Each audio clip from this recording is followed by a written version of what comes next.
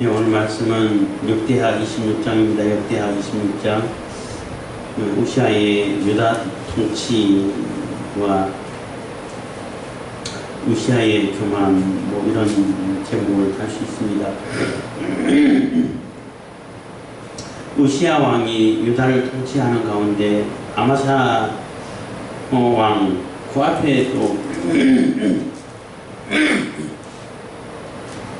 요아스 왕, 아마스야 왕, 우시아 왕, 이 세 왕을 거치면서 똑같은 패턴을 이렇게 계속 반복해서 이렇게 그 과정을 거치는데, 하나님의 선지자가 있고 율법을 잘 따르고 또 좋은 멘토가 있을 때는 하나님의 말씀 잘 따라하다가, 또 그 하나님 선지자가 없어질 때 또 죽고 하던 진짜 멘토가 사라지면은 자기 마음대로 우상 섬기고 악을 행하다 비참한 처우를 당하는 모습을, 요아스도 배반당해서 암살당하고 아마사도 암살을 당하고 똑같은 패턴을 거쳐가고, 근데 똑같은 패턴을 우시아도 거의 똑같은 패턴을 이렇게 거쳐가고 있는데, 우시아는 말년 때에 교만해져서 문둥병, 그러니까 요즘 악성 피부병이라고 말할 수 있어요. 문둥병이기도 하고, 그리고 악성 피부병이다 보니까 전염성이 있으니까 격리 수용해야 되고 하다 보니까 결국에서 비참하게 죽을 때까지 이렇게 그 병을 안고 그 병으로 인해 가지고 어려움을 당하다가 이렇게 죽게 됐는데, 죽어서도 장사를 왕실 묘실이 장사 못했죠. 그 주변에 다른 묘실에 이렇게 장사되고 하는 그런 모습을 보는데, 하나님께서 함께 해주시고 하나님을 의지하고 또 하나님 법을 따라서 하나님 말씀대로 잘 할 때는 하나님께서 엄청나게 형통하게 해주시고 풍성하게 해주시고 부강하게 해주시고 주변 나라들 다 장악하게 제압하게 해서 오히려 좋은 것까지 받게 하고, 이런 모습을 보는데, 그래도 우시아가 선왕들, 그러니까 요아스라든지 아마사하고 좀 다른 것은, 요아스나 그 아마스는 우상 숭배함으로 인해 가지고, 특히 아마사 같은 경우는 너무나 어리석은, 자기가 에돔을 정복해 놓고 에돔이 섬기는 그 우상을 가져다가 자기 신으로 섬기는 게 너무나 코미디죠. 웃기는 거죠. 어리석은 거죠. 아니, 자기가 져가지고 전쟁에 져가지고 도저히 헤어날 수 없어서 그래서 저 신이라도 섬겨야 됐다 하면은 인간적으로 그럴 수도 있겠다 이런 생각을 하는데, 자기가 정복했잖아. 그럼 그 신이 자기도 못 막았는데, 왕도 못 막았는데, 그 왕을 자기 왕으로 자기 신으로 하나님을 섬기는 게 말이 되냐고. 그렇게 지적하는 그런 선지자를 오히려 핍박하고 죽이려고 하고, 그래서 결국은 또 똑같이 암살당하고 비참한 처우를 맞이하게 되죠. 근데 우시아는 그런 것은 아니고 교만해져서 하나님이 함께 해주시고 복을 베풀어 주시고 모든 것들 하는 것마다 다 형통케 해주시고 하다 보니까, 내가 왕인데 하나님이 함께 하시는 왕인데 감히 이런 교만이 드는 것 같아요. 그리고 이방 민족들, 나라들은 왕이 제사장 역할도 다 해. 그러니까 거기서 다 하는데 여기서도 어떻게 당연히 내가 하나님이 함께 해주셔가지고 이렇게 부강하게 하시고 하나님이 나와 함께 하셔가지고 어디 가든 다 행동하게 해주시는데 당연히 내가 부정도 할 수 있지, 이런 교만을, 쓸데없는 교만을 부리게 된 거예요. 하나님은 그렇지 않아요. 하나님이 왕으로서 역할을 감당하고 왕으로서 하나님을 의지하고 하니까 왕으로서의 그 직임을 잘 감당하니까 복을 베풀어 주신 것이지, 그렇다고 해가지고 그 직분을 넘어서 자기가 할 직분도 아닌데 제사장 직분까지 다 할 수 있다는 그런 것은 아니에요. 하나님께서 분명히 구별해 주셨잖아. 제사장은 제사장이 할 수 있도록, 제사장 직분을 감당할 수 있도록 맡겨주셨고, 왕은 왕이 해야 할 일을 해야 되는 거예요. 상권 분리, 그것도 성경에서 비롯됐다고 말할 수 있어요. 하나님께서는, 그러니까 이방 섬기고 우상 숭배하는 자들은 그거 구분 없이 다 왕이 그냥 알아서 다 할 수 있도록 뭐 우상이니까 자기 욕심을 따라서 하는 거니까 하게 돼 있지만은 하나님은 그렇지 않다는 거예요. 선지자가 해야 할 일, 제사장이 해야 할 일, 또 왕이 해야 할 일 다 구분되어 있다는 거죠. 물론 제사장이 선지자 역할을 할 경우도 있어요. 그런 경우가 많아. 그렇지만 왕이 제사장 역할을 할 수는 없어요. 그래서 그런 교만을 부리다 결국은 악성 피부병으로 인해 가지고 죽을 때까지 이렇게 격리돼서 아무도 찾아봐 주지 않고 찾아갈 수도 없고 이게 격리돼야 되니까. 그래서 26장을 통해 가지고 하고자 하는 얘기가 하나님 말씀 따라서 잘 자기 직분을 잘 감당하고 하나님 말씀 의지하고 하나님께서 함께 해주시고 할 때는 엄청나게 부강하고 행동하고 강하게 되는데, 그 자기 직분을 넘어서 교만해가지고 하나님께서 세우시지도 않은 그러한 제사장 직분까지 자기가 다 욕심내 살려고 하는 그런 어리석음에 빠지면은 또 망한다는 얘기예요. 그래서 뭐든지 하나님 말씀 중심으로 하나님 말씀 따라 잘 순종하고 그 말씀을 지켜서 잘 실행할 때는 복이 되는데, 그 말씀을 벗어나서 지 마음대로 할 때는, 자기 욕심대로 이렇게 실행을 할 때는, 뭐 행동을 할 때는 또 이게 하나님의 또 이렇게 심판을 받게 되고 또 이렇게 저주를 받게 된다는 것입니다. 그래서 뭐 역대기를 통해 가지고, 특히 역대하를 통해 가지고 계속 반복되는 얘기가 하나님 말씀을 제대로 따라 사냐 안 사는 자에 따라 가지고는 너무나 분명하게 차이가 나버린다는 거예요. 하나님께서 베풀어 주신 그 복의 차이가 너무나 크게 난다는 거죠. 뭐 굳이 우리 지금 현재 비록 비유를 든다면 대한민국과 북한, 그 북조선이라고 그러죠. 한번 비교를 한번 해보세요. 대한민국은 종교의 자유가 있어서 마음대로 하나님께 예배하고 찬양하고 또 하나님께 하나님 뜻을 받들어서 하나님 뜻을 따라서 살아갈 수 있는 자유가 있어요. 그렇지만 북한에는 종교의 자유가 없어요. 뭐 헌법에는 종교 자유 있다고 말하는데 종교 자유가 없어요. 김일성 그 자체가 종교가 돼가지고 우상화시켜서 종교가 돼가지고 그 외에는 그 정말로 하나님 성경을 너무나 잘 따라해. 김일성 외에는 신이 없다는, 하나님 외에는 신이 없다는 걸 그대로 해가지고 김일성 외에는 다른 종교를 섬기면 안 돼. 그래서 그 결과가 어떻게 됐어요? 북한은 최고 미국이고 제일 많이 굶어 죽는 사람 나라고 이 21세기에. 그렇지만 남한은 얼마나 부강해졌어요. 하나님을 잘 섬기면 부강해진다고 하니까 어떤 사람들은 또 일본은 기독교 국가도 아닌데 잘 살잖냐고. 일본도 기독교 국가는 아니지만은 종교 자유가 보장돼요. 거기 가서 예배한다고 하고 잡아가고 그러지 않아요. 마음껏 예배하고 찬양하고 해도 아무도 뭐라고 하는 사람 없어. 물론 자기 섬기는 종교가 있어가지고 그 신이 있어가지고 그게 마음이 지습하지만, 그렇다고 해가지고 뭐 기독교인들 예배드린다고 해갖고 뭐 불방하고 그러지 않아요. 가서 선교하고 전도해도 아무도 안 막아. 그거 막으면 오히려 업무방해라고 해가지고 오히려 처벌받아요. 그렇게 종교 자유가 보장되니까, 하나님을 마음껏 예배할 수 있는 그런 환경이 되니까 복을 받는 거예요. 얘기가 많이 길어졌습니다. 26장 1절입니다. 유다 온 백성이 우시아로 그 붙인 아마사를 대신하여 왕을 삼으니 때에 나이 16세라. 왕이 그 열조와 함께 잔 후에 우시아가 일롯을 건축하여 유다에 돌렸더라. 우시아가 위에 나갈 때에 나이 16세라. 예루살렘에서 52년을 치리하니라. 그 모친의 이름은 유골리아라. 예루살렘 사람이더라. 4절입니다. 우시아가 그 붙인 아마사의 모든 행위대로 여호와 보시기에 정직히 행하며 하나님의 묵시를 밝히 아는 스가랴에 사는 날에 하나님을 구하였고 저가 여호와를 구할 동안에는 하나님이 형통케 하셨더라. 그래서 하나님의 묵시를 밟지 않은 스가랴에 사는 날에 하나님을 구하였고 저가 여호와를 구하는 동안에는 하나님이 형통케 하셨더라. 이게 굉장히 의미 있는 얘기예요. 그래서 하나님을 구하는 그날 동안, 그 동안에는 하나님께서 형통해가지고 정말로 나라가 부강해지고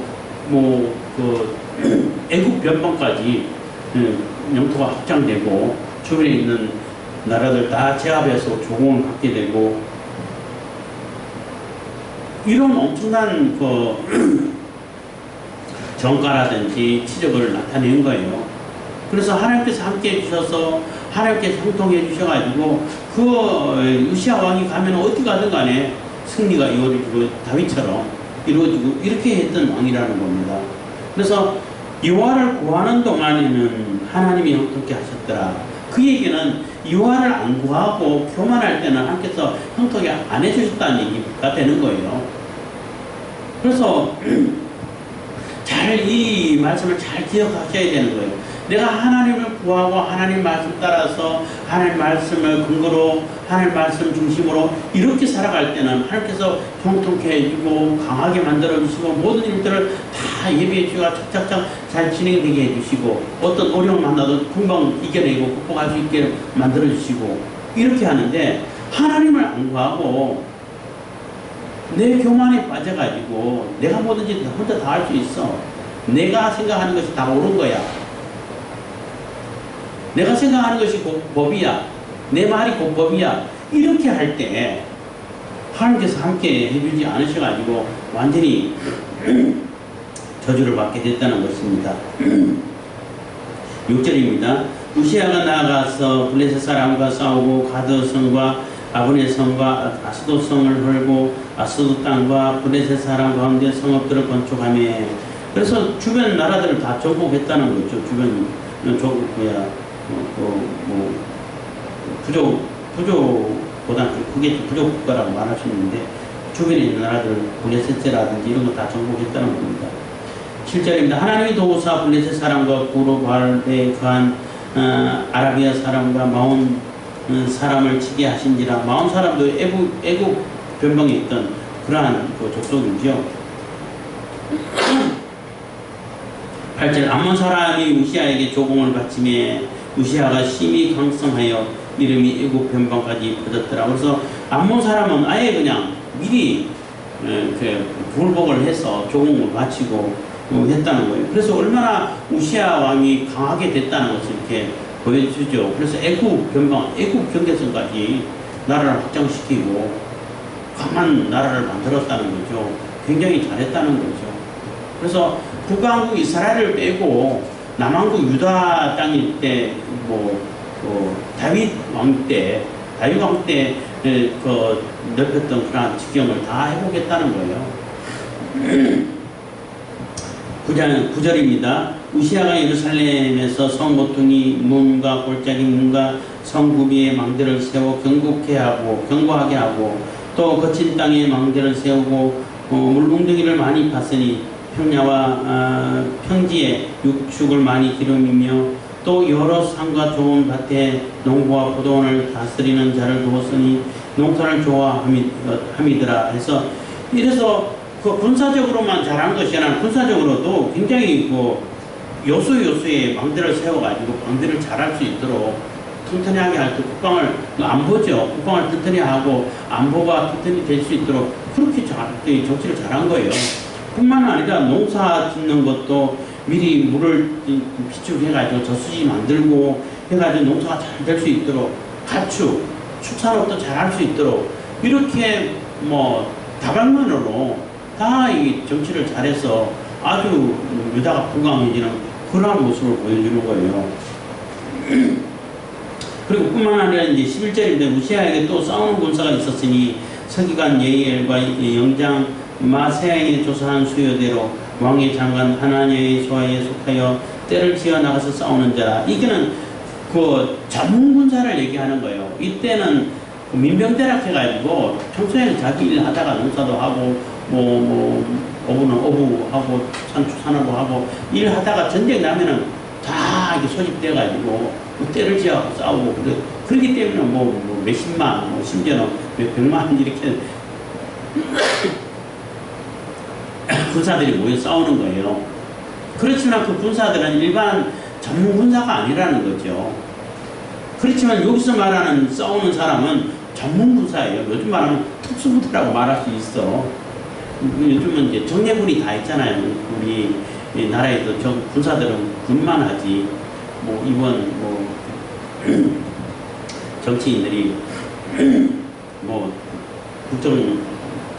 국정조사가 아니고 뭐 국회의원들이 장관들 불러놓고 이렇게 하는 거 있잖아요. 갑자기 생각 안 나는데 대정부 질문할 때 법무부 장관 불러놓고 법무부에서 인사관리 하니까 그럼 인사관리를 국방부에도 시켜도 되냐 했더니 국방부는 안 되죠 하니까 국방부를 무시하냐고 하는데 그 질문 자체가 너무 코미디가 웃기는 거예요. 바보 같은 질문이에요.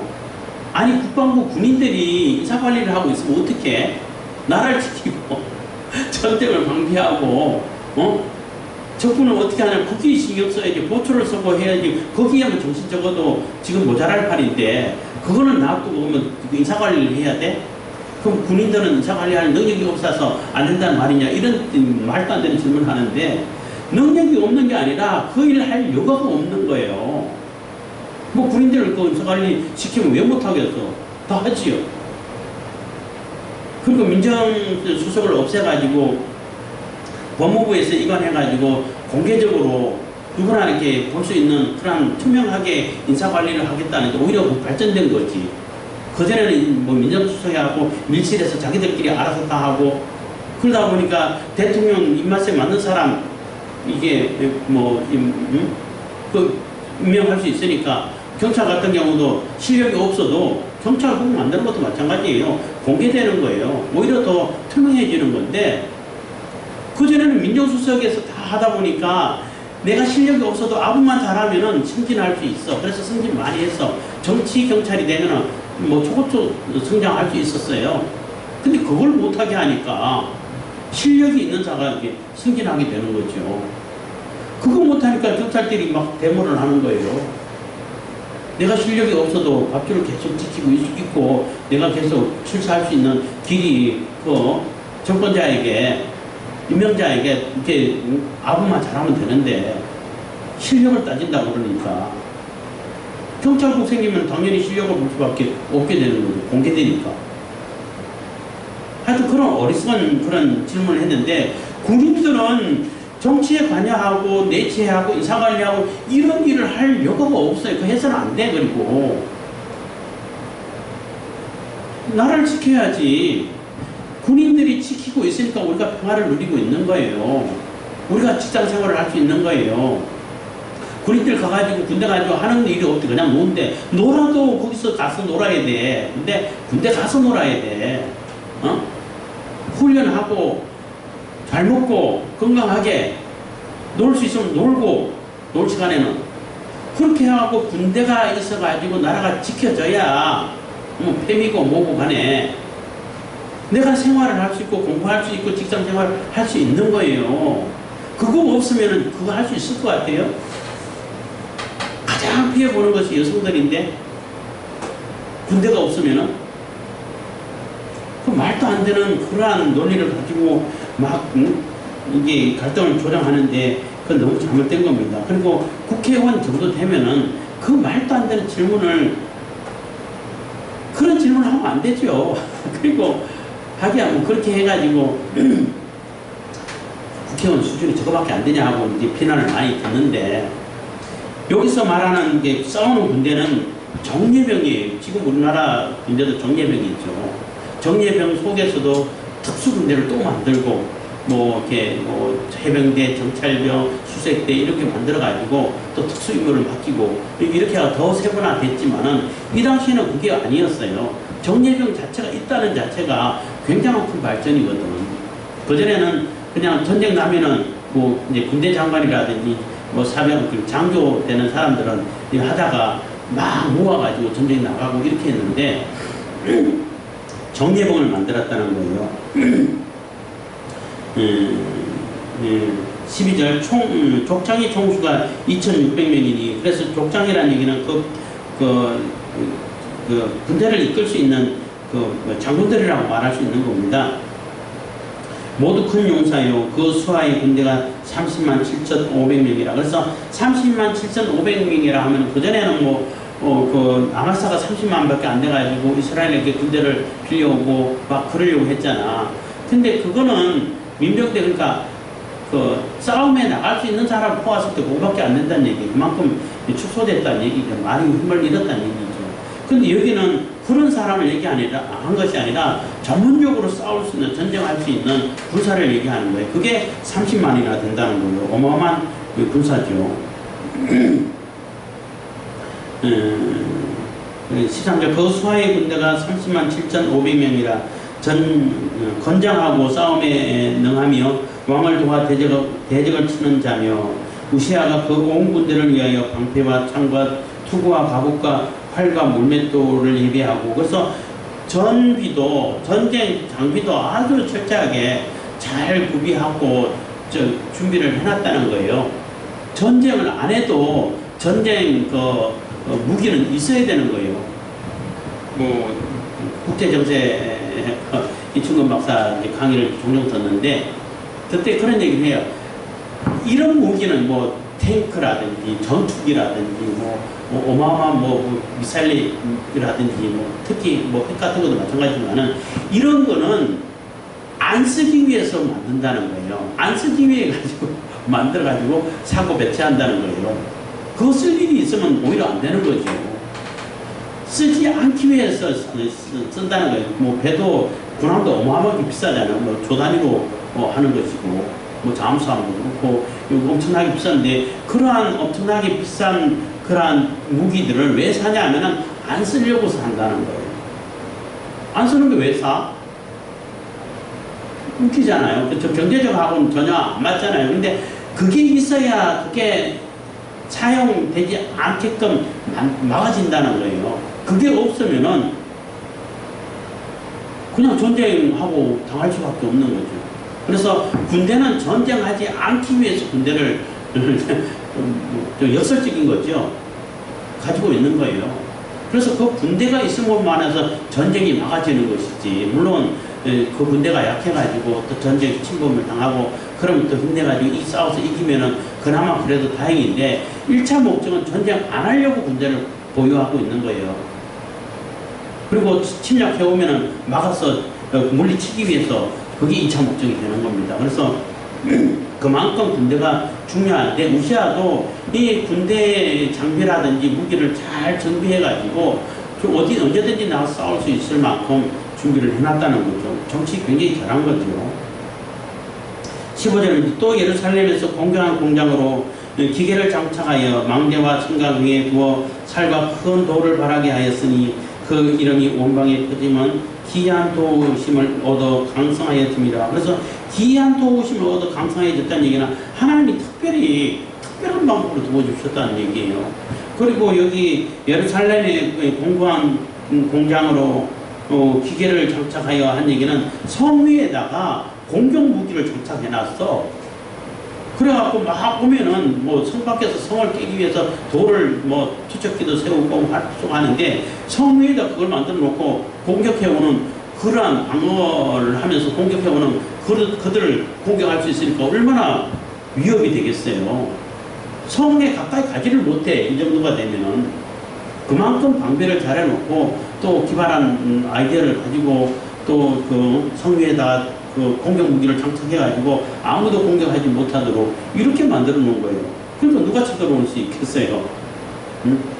그 억제력을 아주 잘 발휘할 수 있도록 만들어 놓은 거죠. 그래서 이러한 정치를 잘 할 수 있게 된 것은 하나님께서 특별한 방법, 기이한 방법이라는 얘기를 했는데 기이한 도우심이라는 이런 표현을 쓰는데 특별한 방법으로 우시아를 도와주셨다는 거죠. 그래서 우시아가 아주 방비도 잘하고 내치도 잘하고 정치도 잘해가지고 나라가 굉장히 부강해지고 튼튼해지고 주변 나라들에게 오히려 조공을 받고 주변 나라들이 감히 쳐들어올 생각을 못하게 만들어버리고 이렇게 특별하게 잘한 거예요. 그리고 하나님께서 특별한 방법으로 막 도와주시는 거예요. 지혜도 주시고 이러면 하나님께 감사를 해야지. 하나님께 감사하고 내가 맡은 그 직분을 더 잘할 수 있도록 그 직분에 집중을 해야죠. 왕의 직분에. 그렇게 하면 하나님께서 더 풍성하게 만들어 주실 텐데, 이게 왕이 이게 하나님께서 도와주시고 하나님께서 크게 해주시니까 교만해져가지고 왕의 직분을 넘어서 가지고 제사장 직분까지 자기가 다 하려고 그래. 제사장 직분은 제사장이 할 수 있도록 딱 이렇게 구분을 해놨는데 하나님께서 딱 구분을 해놨잖아요. 그거 구분을 경계를 흐르지 말라는 거예요. 하나님은. 그 상권 분립하고도 어느 정도 통하는 얘기가 통하는 게 있어요. 16절입니다. 저가 강성하여짐에 그 마음이 교만하여 악을 행하여 그 하나님 여호와께 범죄하되 곧 여호와의 전에 들어가서 향단에 분향하려 한지라. 이런 거 하면 안 되죠. 제사장 아사랴가 여호와의 제사장 용맹한 자 80인을 데리고 그 뒤를 따라 들어가서, 그리고 제사장도 제사장이 해야 할 일을 또 당당하게 가서 왕에게, 왕이라 할지라도 여기 들어오면 안 됩니다 하고 말렸다는 거죠. 들어가서 18절 우시아 왕을 막아 가로되 우시아여 여호와께 분향하는 일이 왕의 할 바가 아니요 오직 분향하기 위하여 구별함을 받은 아론의 자손 제사장이 할 바니 성소에서 나가소서. 왕이 범죄하였으니 하나님 여호와께 영광을 얻지 못하리이다. 그래서 이거는 왕이 할 일이 아닙니다. 이거는 범죄입니다. 하나님께서 구별해 놓은 제사장들이 할 일인데 이것까지 침범하면은 하나님께서 왕이 하나님께 영광을 받지 못한다는 얘기는 하나님의 인정을 못 받는다는 얘기예요. 하나님의 도우심을 못 받는다는 얘기예요. 하나님이 징계를 받게 된다는 거예요. 그럼 당장 나가십시오. 이거는 왕이 할 일이 아닙니다. 저 사람이 왕이다, 왕이 아니다, 권력자잖아. 그거 안 따지고 이거는 제사장들이 할 일입니다. 당장 나가세요. 해도 왕이 얼마나 그만했는데 안 나갔어. 그리고 오히려 화를 내고 그냥 내가 왕인데 이러고 그냥 분양하려고 했던 거예요. 19절 우시아가 손으로 향로를 잡고 분양하려 하다가 노를 바라면서 분양하려고 하는 거 제사장이 따라 들어가지고 당장 나가십시오. 여기는 왕이 들어올 때가 아닙니다 하고 말린 거잖아요. 왕이 할 바가 아닙니다. 이거는 제사장들이 해야 할 일이지. 이렇게 하니까 왕이 분양하려고 하다 노를 바랬다는 거예요. 뭐 내가 왕인데 감히 왕한테 그런 얘기를 해? 이렇게 막 노발대발 했다는 얘기가 되겠죠. 우시아가 손으로 향로를 잡고 분향하려 하다가 노를 바라니 저가 제사장에게 노할 때에 여호와의 전 안 향단 곁 제사장 앞에서 그 이마에 문둥병이 발라니라. 그래서 그렇게 막 화내는데 갑자기 막 온 몸에 그냥 피부병이 뻑뻑뻑뻑 일어나는 거예요. 이마에 났다는 얘기는 얼굴에 났다는 얘기, 온몸에 다 났다는 얘기예요.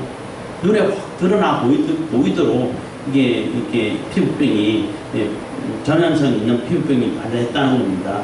그러니까 얼마나 놀랬겠어요. 제사장도 큰일 났다. 아니 아무도 못 들어오는 성소에 왕이 들어와가지고 그것도 불경하고 부정한데 이게 병이 피부병 있는 사람 들어왔으니까 당장 부정하죠. 그래서 당장 쫓아내라고 해가지고 쫓아냈고, 왕도 그런 일을 당하다 보니까 더 이상 자기도 도망갈 수밖에 없죠. 쫓겨나갈 수밖에 없다는 겁니다.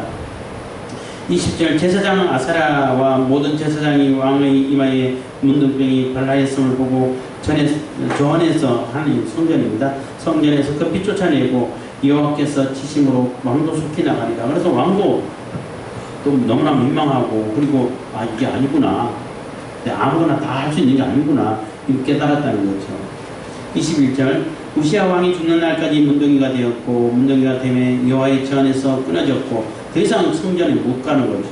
그러니까 성소에는 당연히 못 가지만 그래도 성전까지 가서 거기 연설하고 또 하나님 말씀 증거하고 또 백성들에게 자기를 나타내고 이런 자리가 거기잖아요. 그래서 백성들 모아놓고 또 특별히 연설도 하고 하던 그러한 곳인데 아예 거기 자체를 못 들어가게 됐다는 거예요. 완전히 끊어져 버렸다는 얘기인 겁니다.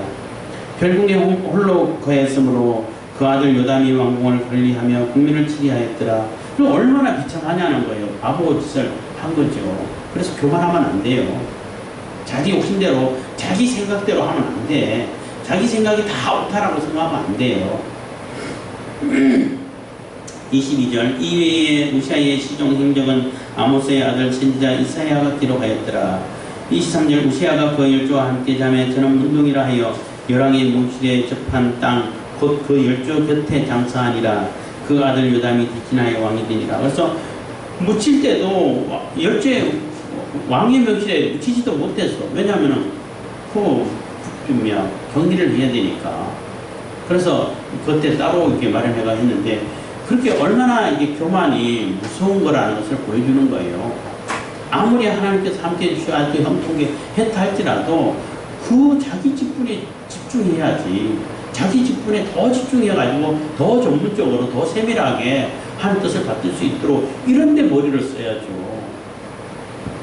내가 하나님께서 함께 해주시니까 내가 내 마음대로 해도 돼. 그거 아니라는 얘기예요. 하나님께서 함께 해주시면 하나님의 뜻을 받들어서 하나님 말씀대로 내가 해주신 그 직분에 집중을 해야지. 왜 남의 직분에 가가지고 자기가 하려고 침범하냐는 거예요. 경계를 넘지 말라고 했는데. 그래서 제사장 직분은 제사장이 해야 되는 것이고 왕은 왕의 직분이 하는 거예요. 권력이 있다 해가지고 제사장도 하고 뭐 선지자도 하고 아무거나 다 할 수 있다 이렇게 하면 안 돼. 하나님께서 하라고 한 것만 하고 거기에 집중하고 그것을 더 잘하려고 애를 써야지. 그래야 더 큰 은혜를 받고 복을 받는 것이지. 하나님께서 함께 해주셨다고 해가지고 앞으로는 내 마음대로 다 해도 돼. 그게 아니라는 얘기인 겁니다. 그래서 우리가 정치적인 상황도 봐도 그렇고 그런 모습을 많이 보고 어리석은 모습을 많이 보는데 구별할 것은 구별하고 내게 주어진 직분을 내가 충실할 수 있어야 되고 하나님께서 내게 주신 권력이라든지 직분을 하나님께서 뜻을 따라서 어떻게 잘 행사하고 그것을 가지고 얼마나 더 하나님 나라를 더 구원케 만들고 더 안전하게 만들고 백성들을 더 이렇게 잘 보호해서 그 생업에 집중할 수 있도록 만들어주고 여기에 집중하고 관심을 가져야죠. 하나님께서 함께 해주셨다고 해가지고 뭐든지 다 할 수 있어. 이건 아니라는 얘기예요. 그거는 하나님을 오히려 욕되게 하는 겁니다. 그래서 우시아가 처음에는 잘했는데 그 쓸데없는 교만이 들어가지고 자기 해야 할 일을 안 하고 자기 해야 할 일을 벗어나서 제사장을 해야 할 일까지 자기가 다 마음대로 하려고 하는 하나님을 모욕하는 그런 어리석음에 빠져가지고 결국은 또 이게 비참한 처우를 받게 되는 겁니다. 우리도 마찬가지로 우리에게 무엇을 맡겼느냐 이게 굉장히 중요한 거예요. 성경을 읽다 보면은 항상 이게 두 가지 질문이 따라와요. 하나님께서는 네게 뭘 맡겼느냐를 꼭 찾으셔요. 네게 맡긴 것이 뭐냐, 얼마를 맡겼냐, 무엇을 맡겼느냐, 무엇을 이렇게 하게 했느냐 이걸 반드시 물어보셔요. 그리고 또 한 가지는 네게 무엇이 있냐가 중요한 거예요. 내게 뭐 있냐. 네게 있는 걸 가지고 하라는 얘기예요. 없는 걸 가지고 하려고 하지 말고 있는 걸 가지고 그것을 더 극대화시키고 더 발전시키고 더 이렇게 풍성하게 만들어가지고 그걸로 하라는 얘기인 것이지 또 없는 걸 가지고 찾으려고 애쓰지 말라는 겁니다. 내게 있는 걸 가지고 내게 맡긴 것을 얼마나 더 잘하게 할까, 얼마나 더 잘 수행할 수 있을까 여기에 관심을 가지라는 얘기인 겁니다. 그래서 하나님께서 베풀어 주신 그런 복이 풍성하게 임하기를 바라고 하나님께서 함께 해주셔서 늘 형통할 수 있는 그러한 저와 여러분들 다 되길 바라겠습니다. 기도하겠습니다. 사랑해 주님 감사합니다.